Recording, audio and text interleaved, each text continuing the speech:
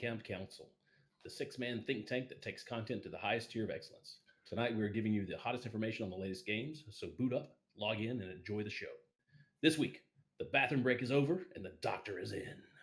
Battlefield 5 tries to out Fortnite Easter eggs. Believe it? Gears of War and esports. Why? Dr. Doom movie is probably not in the bathroom, hopefully. And we finally have an HDMI N64 option. But we aren't talking about any of that crap tonight. Tonight, I am your host, Adam12, with our co-host, Poop Shizzle, King Dawes, and the Battle Royale enthusiast that knows if it's less than 15 minutes, you push too hard. Our solid Scorpion Z is on the floor at the Summer Games Done Quick tonight, the 2019 con, and cannot join us. We look forward to a full report soon, so tune in for that. Should be a lot of fun, a lot of information. If you haven't played games quickly, then you haven't played games. We learned this week that YouTube streamer and Nintendo fan Etika passed away, so our hearts go out to all of you that are affected. All right, Sectator, what do you have for us tonight? Yeah, so we really got just two topics real quick that we can talk about. The first one being, I think it was Game Informer, possibly, was the link that was shared, put out an article talking about how there will be ads in games. Already are. More so unskippable ads, sort of like YouTube if you don't pay for the YouTube subscription, where you load up a game, 35-second ad, and good to go. I know this isn't like necessarily new to gaming. Madden does this a lot. You got the sports games, NBA that does it, stuff like that. But I think we've talked about this several times. Companies getting more focused on how they can make revenue off the gamer because they're not making a lot of money off the actual physical copy, and digital content isn't really where it needs to be. So I think, do you guys think this is a direction that we're going to be going like frequently, where you load up a game and the first 2 minutes of the game you're just watching ads and then you get to press the start menu and get into the game? Or do you think that that's just blown out of proportion a little bit? I think it's a bunch of bullshit. Better not start happening. I think if you pay for the game, you shouldn't have to look at ads. But I know that a lot of these things, like we're talking about, I guess, NBA, 2K and stuff like that. 2K19 Madden games. Yeah, 2K19 has it. Mm-hmm. I can understand when they're, that pressed with endorsements that they kind of have to, or I don't know if they have to, I guess. Kind of have to, but they want to. Like if you're playing a NASCAR game, you're driving a car around with a bunch of endorsements already on it. What's the difference in throwing a Rubbermaid ad in there or a DeWalt ad? I don't know. I don't see any harm in it as far as like them thinking that it's going to be okay. But I see a lot of harm in it that I paid $60, maybe $100 with the pass, and I still got to watch your bullshit. So I'm not a fan. I think it's dumb. Same stance. I think it's an example of corporate America trying to dip their toe in, and they test boundaries. Like they'll throw in ideas with monetization, or they'll throw in ideas with advertisement. You kind of nailed it with the sports genre reference there, because any sports game you see like the billboards in the background. Like if you're playing a baseball game, you see them lining the grandstands, or if you're playing a NASCAR game, all that stuff. That's easy to do, but how do you do that in like an action shooter? Mm-hmm. How do you do that in a game, in an MMORPG that without exactly. So it's just a matter of how they do it, and no matter what they're going to do, there's always going to be kickback. There's going to be backlash from the community. It's just a matter of figuring out what they're willing to put up with versus what they're not, and then kind of toeing that line. And I think this is one of those steps into like, okay, let's see what happens if we do this. All right, they don't like it. All right. And I mean, you see it all the time. I don't like it, but I mean, we're not going to win against it. Right. What are we going to do? Yeah. King, not buy NBA 2K19. Let's say, King, anything to add other than they better F and not? Got anything else to add to the? They better motherfucking F and not. How about that? Like Adam said, for $60, I should have paid your portion of needing ad revenue. That's why I paid for a $60 game, and I'm not getting a bootleg game off some website. Mm-hmm.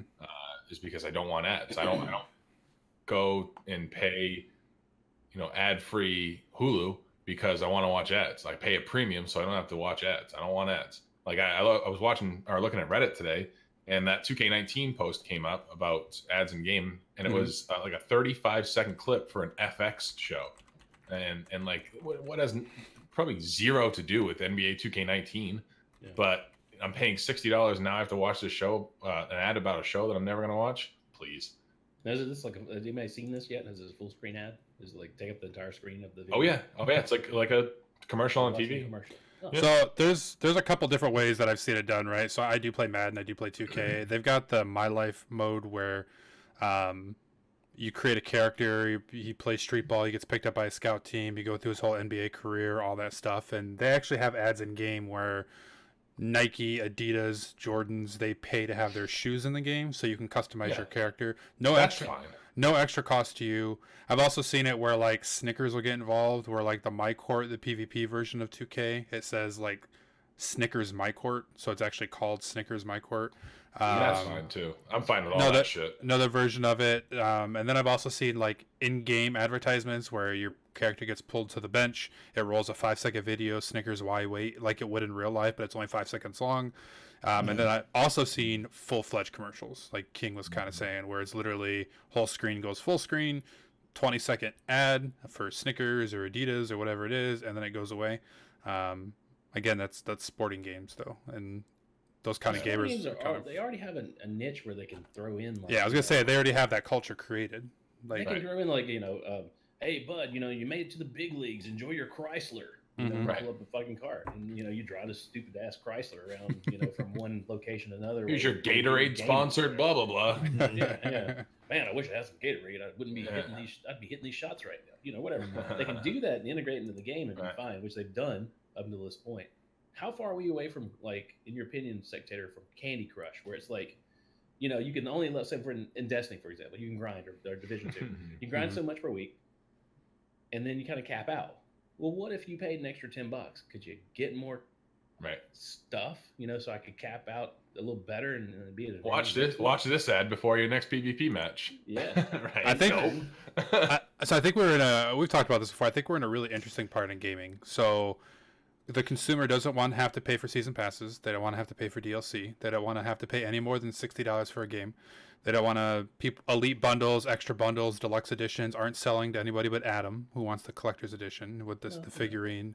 So I definitely pre-ordered the big Borderlands. as our expectations grow as a gamer, as a consumer, you've got companies that are throwing more money into development, more money in advertising. Their bottom line shrinks. You got companies that are literally making $1.30 per game sold, and you can't pay salaries or create games off of that. So as a consumer, we really have to decide in the next couple of years, what direction do we want? Do we want ads in the games? Do we want to bite the bullet and allow them to raise the game prices by $10? Do we want digital content? Do we want DLC? Do we want the deluxe? We can't have it all and give up nothing. There's got to be a compromise there. The answer is digital. We've talked about that. They make way more money off digital content. They don't have to package. They don't have to ship. They don't have to print. But we're not there yet. So here's the answer. Loot boxes. Which are so, and then EA ruins microtransactions, so you can't, like, any direction these companies go right now, they're kind of screwed. I think YouTube has set the normality, right? Hey, you're gonna watch a video, you didn't pay us $10 a month, you're gonna watch 2 30-second ads, and double ads now. So it's like they've kind of set the precedent. There hasn't been a lot of pushback on the single ads. The double ads is getting crucified right now, but people are okay with it. I mean, they still buy the product, so we got to give up something. So it'll be interesting to see where it goes, but I think ultimately the consumers kind of decide. Did we know that was the case when they released 2K19? Because I didn't know that was going to be the case. I had no idea. This is the first I've been hearing of it. Was today.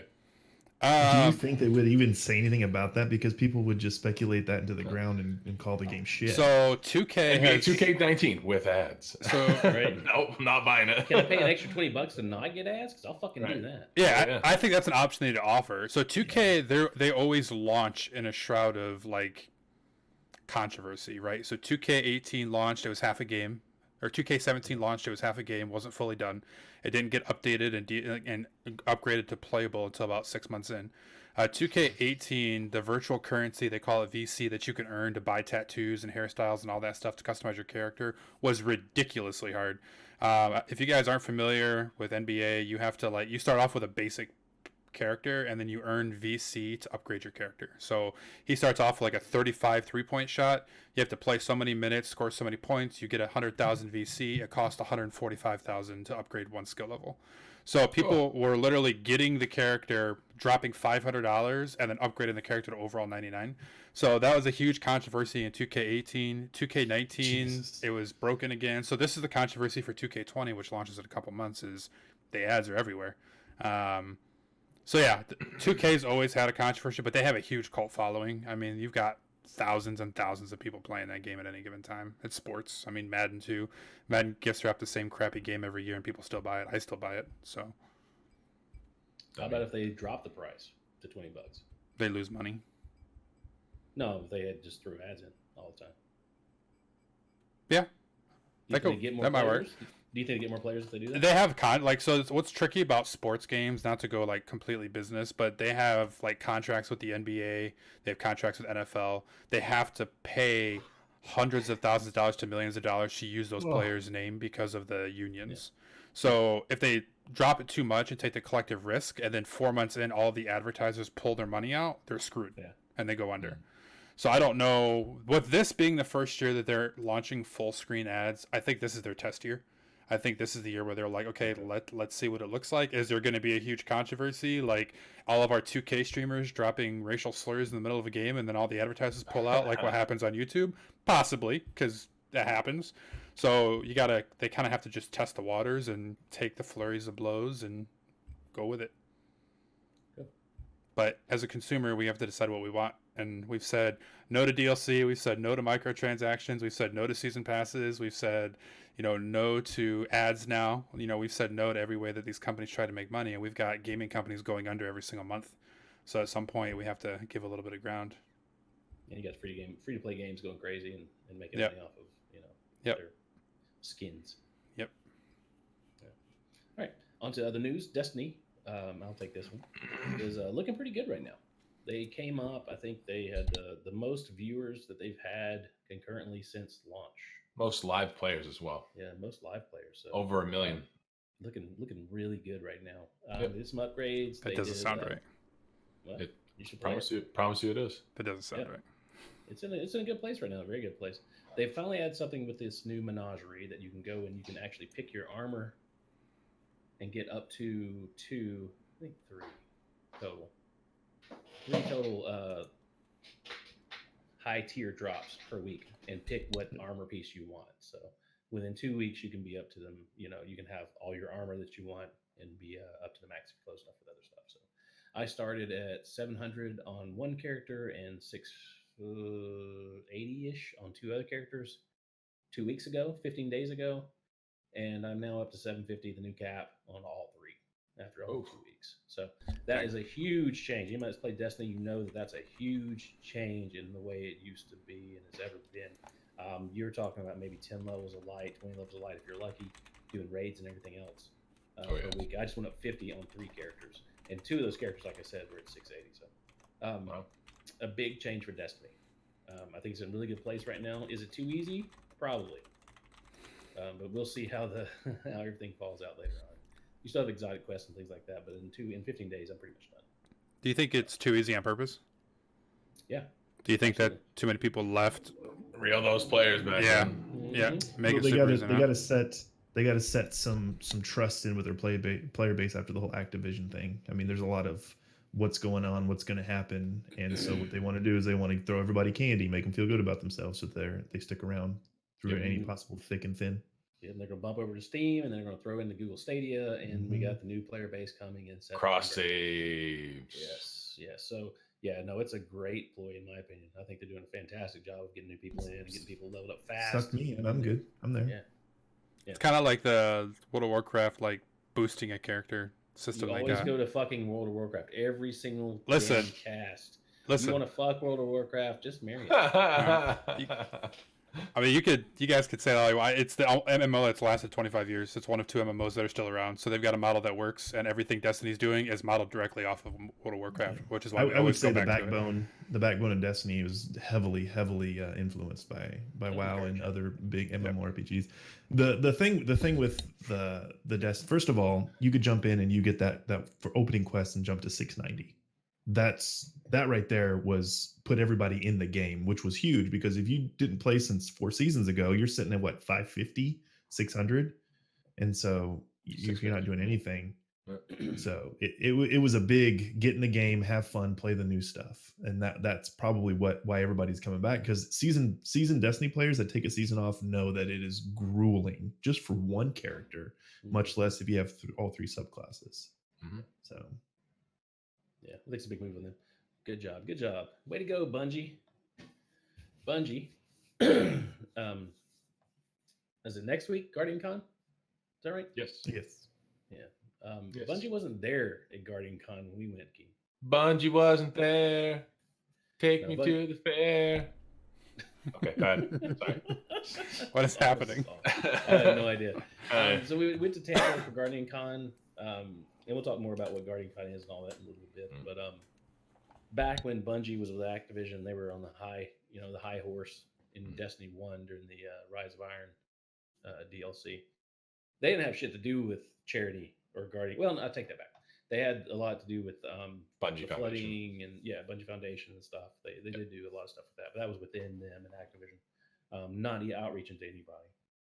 Once D2 tanked after the story crapped out, they went to streamers and asked them what was going on. A few of those streamers were running Guardian Con, and they learned that they needed to go to these charity situations. So we went to Tampa, checked it out. It was crap. Mm-hmm. It was hot. Well, That wasn't Guardian Con's fault. That was Tampa's fault. Yeah. What year was that? Was their fault. That was 16? 17? 16? 17. One of them. Yeah, I think it was 17. 2017. Yeah. Sounds right. I think it was the second year of Guardian Con. Third. Because we're on the 5th now. Okay, Was it actually called Guardian Con when you went? Yeah. Yes. Okay, that was the first year it was actually dubbed Guardian Con, because in 2016 it was Destiny Community Con, and then in 2015 I think it was just Destiny Con, loosely by the fans. Yeah. Okay. Yeah. So Guardian Con, the first Guardian Con.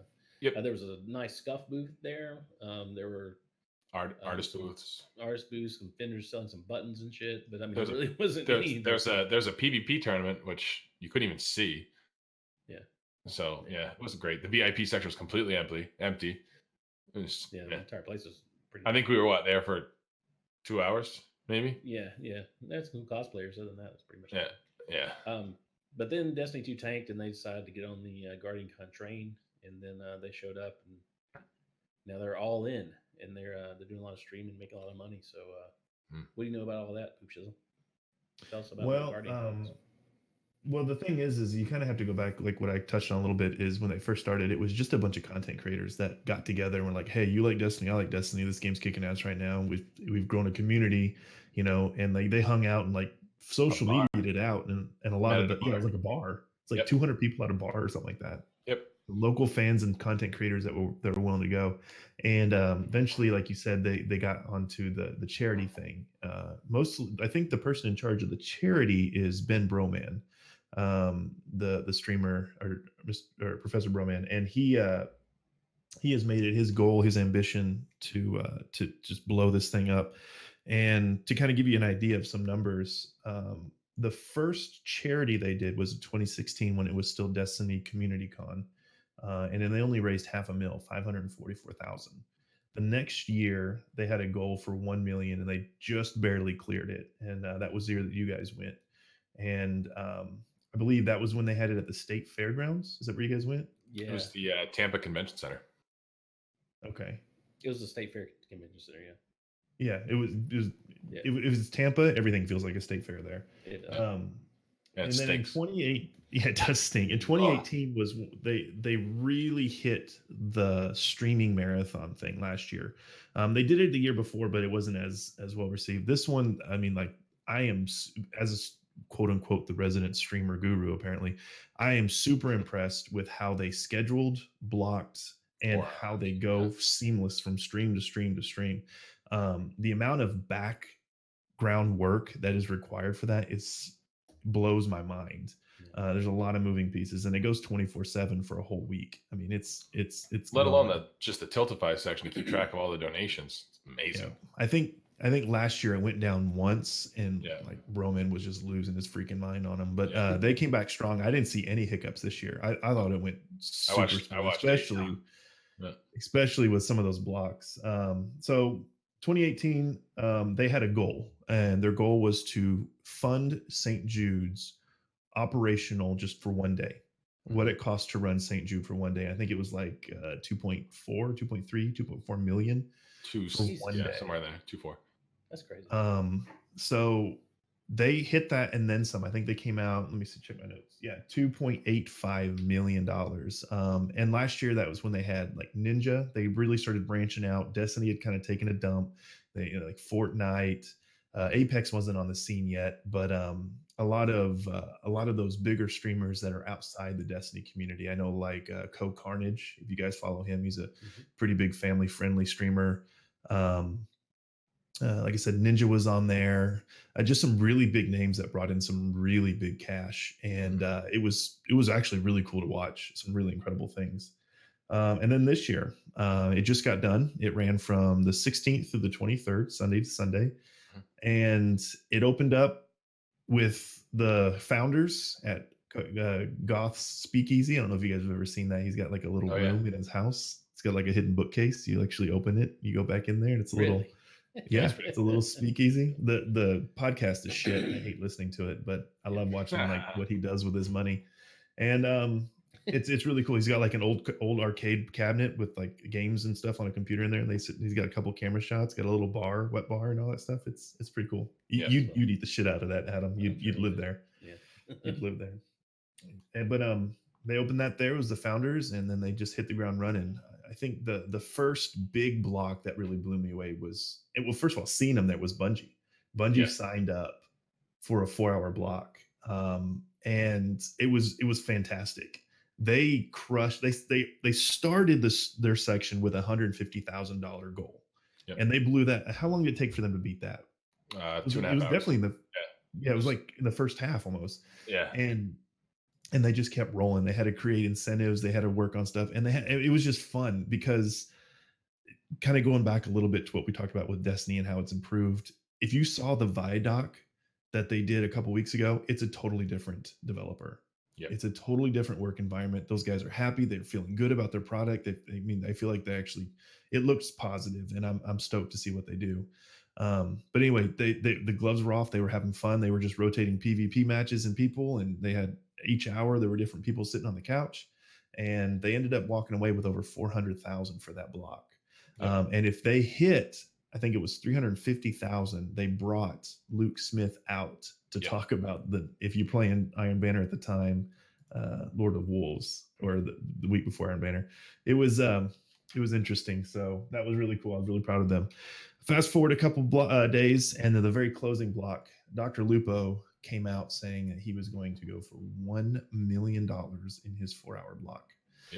The previous year, he had done like 380. Yeah, okay. I thought it was 360. But yeah, he had just done under 400K, which was absurd because that year, last year, 2018, collectively, he wanted to make $1 million out of all of his charity streams, which were benefiting Guardian Con and St. Jude's. But I mean, it was he ended up going 4.5 hours, and he made over $920,000. $920,000, and that just, I mean, it was ridiculous. And they had to, you talk about Tiltify, they had to turn off the $1, the $5, and the $50. It was just the minimum of the hundreds and up, and it just kept rolling. I think his top dono was 40K. 40K was an honest donor, and he fun fact, he had a raffle going on, not really a raffle, but a top 50 donos got a mouse pad signed by him, and it was a custom Dr. Lupo mouse pad. The minimum you could spend to get one of those mouse pads, $3,000. It was like $3,200. That was number 50 on the list. The smallest donation, number 50, was $3,200, and then went up from there. PUBG got in there. State Farm got in there with 10K donos each. The 20K anonymous, the 40K anonymous, like huge donations. It's incredible. And it kind of it moves me because last year a lot of us participated in the Extra Life event for 2018, and it's just seeing all these things. And I believe the hashtag going around is gaming does good. That's a big proponent of what Guardian Con is about, is just showing them that we're not just a bunch of basement dwellers, that we actually are trying to make the world a better place through our own medium of entertainment and content creation. So just to kind of give you an idea of how big charity has been, Extra Life, benefiting the Children's Miracle Network, 2018, just on the game day, they have a 25-hour, because it happens during the daylight savings day. They raised 2.3 million on that day alone, which pushed them closer to that 9 million mark that they hit for last year. And then our own very own Solid Scorpion is currently at Summer Games Done Quick, SGDQ. Right now, I don't know their totals. I couldn't find any like running totals of what they have going up all together. But I do know that they have 2 a year. There's an Awesome Games Done Quick, which is done at the very beginning of the year, and then Summer Games Done Quick, which is done now. Awesome Games Done made 2.39 million this year, and so I can imagine Summer's going to do better. Just to kind of give you an idea, the Extra Life has been going for 10 years, and they've made 50 million. Oof. The Games Done Quick has been going for 10 years. They've made 19 million to date. And the biggest one that I thought was kind of cool was many of you gamers out there know Humble Bundle. Humble Bundle has these awesome deals, and you can say how much goes towards what. If you donate this much, or if you spend this much, you get more and more. They've been also going. Apparently, 2010 was the year to start gaming charities, but they've also been going since 2010, and they have made over $150 million. Wow, for charity. That's amazing. So, I mean, you look at these numbers that are coming in from just gamers and people that watch content creators of gaming. I honestly hope that this makes a profound impact on the positivity of the world. I mean, you mentioned at the top of the cast about the YouTube content creator. There's a need for people that, and we need to make sure that we all kind of help each other. And this is one good shining example of that. And I want you guys to be impressed with these numbers, because I don't see them getting less. I mean, they started at 500,000 with Destiny Con, and now they're at over 3 million, almost 4 million. I mean, what's the goal going to be next year? It's going to be nuts. And the more that, the more recognition they get, like you said, with State Farm joining in, the more recognition they get, the more corporate sponsors are going to get, and the better it'll do. And the bottom line is all this goes to help, whatever the foundation is for the charity. A lot of these, it's just children, kids in need in the hospitals, their families getting settled in and make sure they have a place to stay, a place to eat. I recently went to the Extra Life thing for Boston. The hospital sent me an email and said, come on down. We're going to celebrate you guys. And for an entire day, we streamers were there, and they gave us food, and they took us on tours, and they said thank you a million times. And that's awesome. Had stories from the kids and families that came in there and talked to us, and they were like, hey, thank you guys for all you've done. They raised, I think, 290 last year. And for Extra Life. And then all these people just like, we love you guys. You're great. And they said that one of the big things was that most of charitable donations through corporate is allocated. And so they'd say where it wants to go. So they would have certain thing they want to do. With streamers and charities like this, it's just money. It's like if they need to put it on this, and they need to put it on that, and they need to help out whatever, they can move it around and do it however they need to. So, it's unallocated, which is nice, I think. So, yeah. Well, that's all that I got. I think it's awesome. I hope it continues to be awesome, and just get out there and kick some ass, play some games, and help some kids. I do want to say real quick, Awesome Games Done Quick. They go towards Prevent Cancer Foundation. Summer Games Done Quick goes to what's the Worlds Without Doctor Borders thing. Doctors Without Borders. Doctors Without Borders. Thank you. Sorry. Worlds Without Doctors. No. That's the step in the wrong direction. That one. And then, of course, the Extra Life goes to Children's Miracle Network, and Guardian Con goes to St. Jude. So we're hitting all of them. I mean, it's not like we're all just dumping into one biggie bank. So yeah, that's great. I like the movement. I like that everybody's getting involved in and not just being about nepotism, which most streaming is. Whoa, I'm sorry. Did I say that loud? It can be. It can be. That's my bad. All right, King Dawes, what do you got for us? So, short segment for me. Just got a couple things I wanted to cover. First was the new Risk of Rain update. Pretty pumped about that. It's been a game that Adam, me, solid. All enjoyed a lot. Panda was in on it as well. So, Hey, I bought it. okay, I haven't seen you play it yet. Haven't played it, but I bought it. There's like all my other DLC things out there sitting in my game. So the new update just came out. First update since it was launched. We got a new survivor. His name's Rex. He is half plant, half robot. He is very tough to use.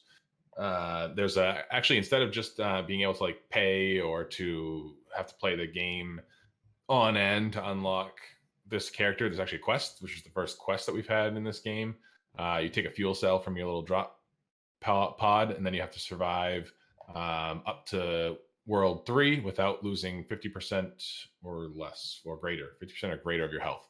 So pretty cool little incentive. Just play Huntress and play on easy, and pretty easy to get done. So that's the new update on that. New items, new boss that came out, and one new song. Very cool song, I might say.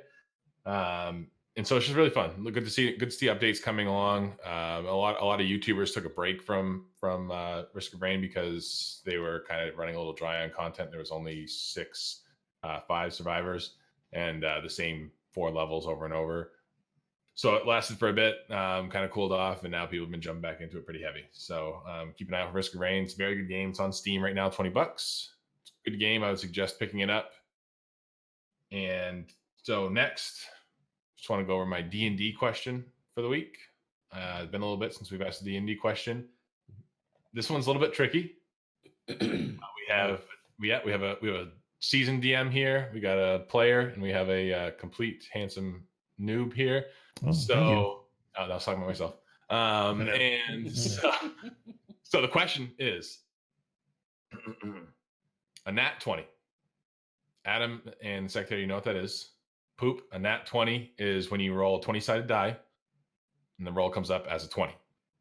Now, natural, I'm assuming? It's natural because you're not adding a modifier to it. So it's a natural 20. Highest roll you can get on that die. Usually those are for attack rolls, for skill checks, for anything like that. It's a big determining dice in the game. So when you roll a nat 20, usually something great happens. It can be associated with crit success, can be associated with an instant kill. It can be all kinds of great stuff. The opposite being a nat 1, you roll a 1, all bad stuff happens. You can do awful things with it. So my question for you guys, is a nat 20 always a success? Regardless of situation. I'll go last. I feel I'd like you to go last. Is rolling a nat 20 on a skill check, attack, blah, blah, blah, any roll you're rolling a 20-sided die on, is that nat 20 always a success? Okay, so I'll go first. Without context, I think that's kind of ambiguous. I mean, like, you could say, is it the highest number? Doesn't necessarily mean that you always get what you want. It could, it all depends on what the DM's doing and the situation, I would assume, because you're rolling for a chance at something. What if that chance at something is getting your shit kicked in? You roll a nat 20, well, your shit's getting pushed way in. So, I mean, not really how D&D works. If you roll the 1, you're getting your shit kicked in. Yeah. Okay. If you're rolling a 20, he's going to try and kick your shit in and then hit your cod piece. He's going to break his toe and die. That's kind of how a 20 works. So I'm asking, in any situation in D&D, is rolling a 20 a success? No. I'm just going to go with no. Okay. Respect and value your opinion. Spectator, go ahead. Go on. I would also say no. I may reward, as a DM, I may reward like more information and allow them to re-roll on that new information. But there's just things like, if somebody walked up and said, I'm going to lift up this mountain, and they rolled a nat 20, I'm not going to let them pick up a freaking mountain. Just doesn't matter. I give them more information, but I would say it's not always a guaranteed success. Mm-hmm. Great. Thank you. Adam? Okay. I will say that I will go far and beyond as the DM, out of my realm, out of the way to reward a 20. I'll also go far out of my way to fuck a 1. If somebody rolls a 1, they're getting trashed. I mean, something's going to happen. They're going to blow something up. It's going to hit everybody in the party. And I have been on the gonna, receiving end of some ones. So you have been, yes. I think Secretary's been on the receiving end for ones as well. So something blows up and it hurts everybody. Like your roll not only fucked you, it fucked the whole party in some way. You fucked up so hard you affected other people. Yeah, I love doing that. I love making people like look bad. That's a personal trait. As far as the 20 goes, I think that the way that I frame it, in the book will tell you, it's a double crit or something. It's a it's most damage you can do twice if it's an attack roll or something like that. I frame it within the character, like Sectator said with the mountain, and like Poop said just in general. You can't just like do whatever you want because you rolled a 20. You can do well and beyond your capabilities, though. Mm-hmm. I think that you're in your miracle moment. You've been empowered. You've gotten information that's like I never would have given. You've gotten some nugget that I did not want to give the party. I did not want to do in this situation. I did not want to hurt this monster I spent 3 hours on creating in that way. That has happened as well. Yeah, but you get to do it because you rolled that 20. I mean, It has mega value. But you're not picking up a mountain. You're not ending the entire campaign because you rolled a 20. I mean, it's just, it has to have a cap. And my cap is like you plus 100. Whatever your best effort you ever could have done, that's what your 20 got. Yep. Cool, guys. I like it. I'm not going to say whether you're right or wrong. I'm going to tell you next session. But it's an interesting answer that I was semi-surprised at. So I wanted to share that with you, get your opinions, and I'll clarify next week next session as to what the official ruling is from Wizards of the Coast. I'm saying a lot of these things. A lot of these I've been wrong, I have to say, but let's try to like push the game forward in a way that really. Every DM is different. There's core rule books. That what I cover here is straight from Wizards. This is all core rule mechanics. I don't agree with some of these because as a DM, I find myself lenient on some things because it's cool, but I find myself being strict on some things because it does feel right. So each DM's different. Each session's different. Each campaign's different. So it's interesting to see where the D&D rule book kind of your rule lawyers end up. So So it's okay. So when you say that, that's kind of back to where I'm saying that's kind of ambiguous because every character, every DM, every situation injects its own individual personality. I mean, all that stuff culminates into what is the D&D experience. Yes. So at the end of the day, it's up in the air as to what the DM wants or what the DM has to do. My question today is referencing purely core rules. Okay. So yes or basically, is it a yes or no answer is what you're asking? Yep. Okay. Fuck no. Okay. I like it. It's an emphatic fuck no. Yes. That is a nat 20 for fuck no. That's a nat fuck no. That's what that is. That's a nat fuck no. Okay. You just got a +5 on intimidation. Yeah. All right. Is that it for everybody? No, that's it, man. Can we talk through this new beta that Twitch launched today? Can we talk through the sub only perk? Sure. Yeah. Sub only. Yeah. I saw that. Yeah. So there was a tweet went out today. It actually got a lot of hate. I'm not in the full hate. Basically, what's going on? Twitch is allowing, if you've got no content strikes against you in the last 90 streams, they're allowing you to do a mode called sub only, which is something I think sort of existed back in the day through workarounds. People would do sub only movie nights and stuff like that and reward their community base. Now apparently it's wrong and it's absolutely the devil to be talking through. But on Twitter, Twitch announced that they'll be bringing that back in beta version here in the next couple days. Most affiliates and partners will have access to it.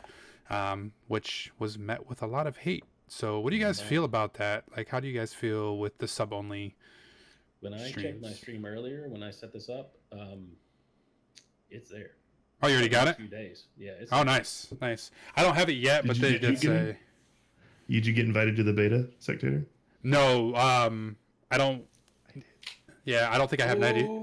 I don't have 90 streams on Twitch yet, I don't think. I got invited too. So. Yeah. King's just a liar. I read a data miner that came in. Says a lot about his character. It's for everybody that doesn't stream Fortnite. So you Oh, okay. That's fine. Oh, Ninja those that are got not that feature, fans of so. WoW. So, roasting Sectator aside, how do you guys feel about the announcement and the implementation? I think it's dumb. I think it's dumb. I don't think it's going to go over well at all. No, you're limiting your audience, which is just if you're not a super established streamer, even if you are, putting it in sub only mode, I can understand if it's chat, but you're going to limit your whole stream to a sub only mode. Like, talk about limiting your exposure. It just seems like a bad business plan to me. The only thing I see this being beneficial are for the huge streamers who have these 12-year-old kids that are like, I really want to see this. I'm going to go get my mommy's credit card and pay the $5 to do it. It basically it's going to, I mean, if that, it would be stream suicide, channel suicide for me to do this. So good, because I'm apparently on the other side. You guys are going to have fun crucifying me like usual. So I think if this is implemented properly, this could be a very strong resource for streamers. So I'll give you an example. I personally would never use this to take away from my main streams. I stream Monday through Thursday at 9 p.m. I would never use this during that time slot. Those would be my standard streams. However, I could see doing one bonus stream a month where on a Saturday or a Sunday evening, I do a sub-only stream to thank the loyal followers, the people who have subscribed to my channel. Do things, I think Adam had the idea, do things like tips and tricks, feedback, like how to... World of Warcraft? Maybe do like how to grow on Twitch, how to grow Instagram, fantasy football, just very niche topics that would help bring subscribers to your channel. I agree. I would never do this twice a week. I would never do this 3 times a month. But I could see it's Patreon. People do crap like this all the time on Patreon. They do. Hey, Adam has a Patreon. He sends out nudes once a month, and people do the $10 tier on his Patreon. It's exactly what it is. It's giving something else new. And you know, I like the idea. For a long time, Twitch streamers have complained they don't have enough tools in their arsenal to make their stream different.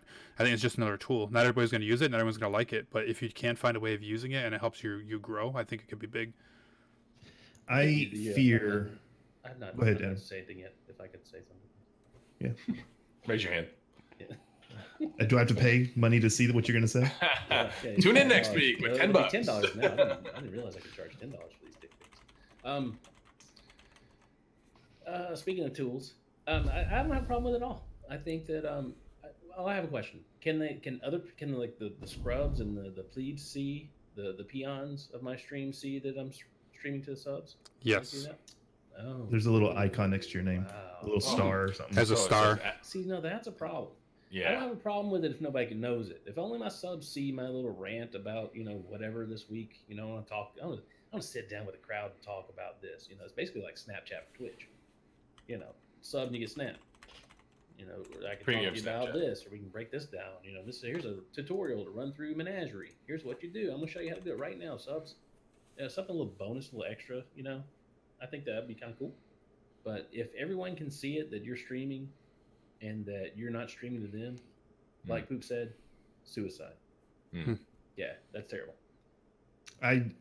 Okay, so it's new. This is my knee-jerk reaction to it. I wouldn't do it for 2 reasons. Number one, my stream is small. Number two, I'm not seeking money like that or in any much capacity, much more than just like having fun entertaining people. If you want to throw me $5, fantastic. I have never streamed with the intent to make money. That's not what I'm doing it. So this to me is literally going against everything that I have my stream set up. It's just to a be. cash grab, man.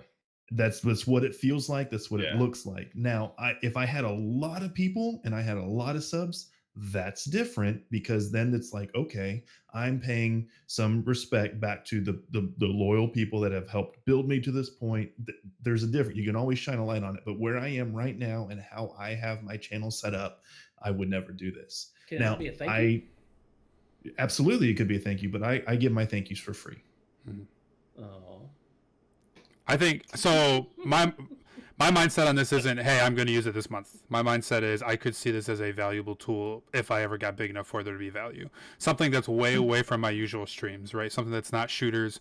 If I'm giving advice on fantasy football and big money leagues, if I'm giving advice on how to play poker, something that I do that's way off of my niche as a streamer, I could see there being value. Because then I may have, let's say I have 150 followers or subscribers on my channel, and 50 of them are like, hey, listen, I like fantasy football too. You doing anything? Yeah, absolutely. Subscribe to the channel, and later this month we'll be doing a fantasy football breakdown, something that you're giving them value in as a return for them subscribing. I would never in a million years say, hey, I'm playing Fortnite, subscribe, we'll do a subs only Fortnite stream. Never in a million years would I do something like that.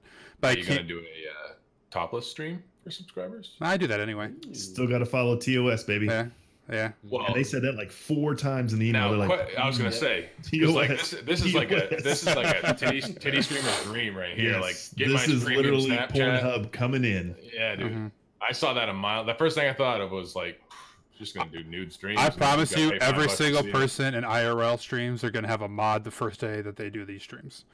Oh, They're yeah. going to have a little notification. They're going to be, oh, IRL? Yep, we're going in there and seeing what's going on. But I could see there being a value change there. Or like a really high competitive player who's like ranked really high in a game saying, hey, let me give you tips and tricks on how to get better.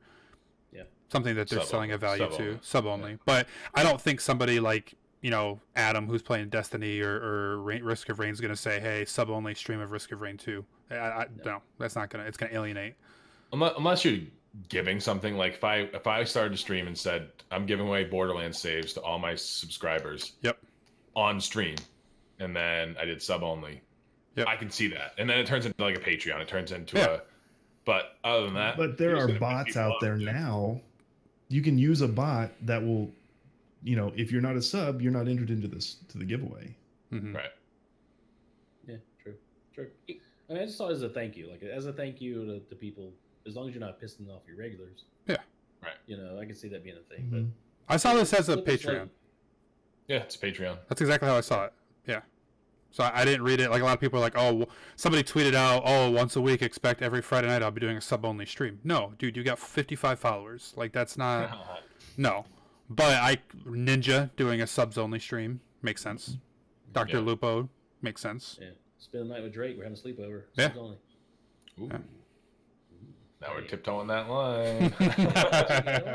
TOC. That TOS hammer is about to get Yeah. real active pretty soon. It's Marshmallow going to be is interesting to fun. see. It's going to right. It's going to be interesting to see what some of these content creators how they push that envelope, that boundary, Yeah. because it's going to happen. Oh, There's yeah. going to be some stuff going You on. got to get that carrot on the stick, man, or The in front of the camera, whatever First it is. person So, to properly implement this is going to blow up, though. Like, if you have somebody who is like a small to medium streamer and they're like, for some reason, I talk a lot to a buddy of mine, Chuck Nasty. He's huge into fantasy football. He does like $1,500 buy-in leagues. We were talking, this could be good for him because he's a Fortnite comp player. He plays professionally. All of his streams are Fortnite. Hey, Sunday, the end of the month, subs only. I'm going to give you guys fantasy football advice. It could be huge. That could really catapult him up. He could get 10, 15, 20, maybe 20 new subscribers that month and really help him with that. So, it's 20 subscribers. plebs. Keep them. Yesterday. Capo. Yeah. All right, is that all we got tonight? Yeah, I think I'm done. Zit. All right, guys. Great job tonight, everybody. Where can we find you in the real world, King Dolls? You find me on Twitter, Twitch, Discord, all the above, Steam, at King Does One. Very good. Poop Chisel. You can find me on Twitter and Twitch at Poop Chiseled. Very good. And you, Sectator. Yeah, everything, Twitter, Twitch, Steam, everything Sectator Gaming. And I'll be live tomorrow night at 9 p.m. as well. Subs only. Nope. Not a thing. You can find me Dom's only, Adam212 on everything except for except for Xbox. That is Adam212 TV because I like TV and watching it and stuff. And some fucker took my original tag. All right, thank you everyone out there for watching and listening. We appreciate you coming by. That concludes our cast. Check us out in 2 weeks for our next episode of Metagame. Until then, let's talk about the 6-foot, 8-frame, 37-inch vertical leap. The black steel that drips down my back, aka the bulletproof mullet, the Google prototype scopes, built-in LCD, LED, 1080p, 3D Sony technology.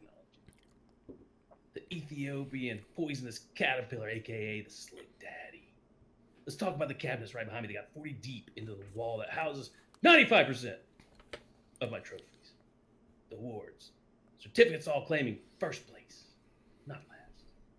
Let me give you a little insight and glimpse of a hotshot video gaming lifestyle with two-time international video game superstar, because that's just what this channel is all about. That is what this domain is about. That is what society is about, friends. You're looking at the face of Twitch, and goddamn, Twitch is lucky. Good night, everyone.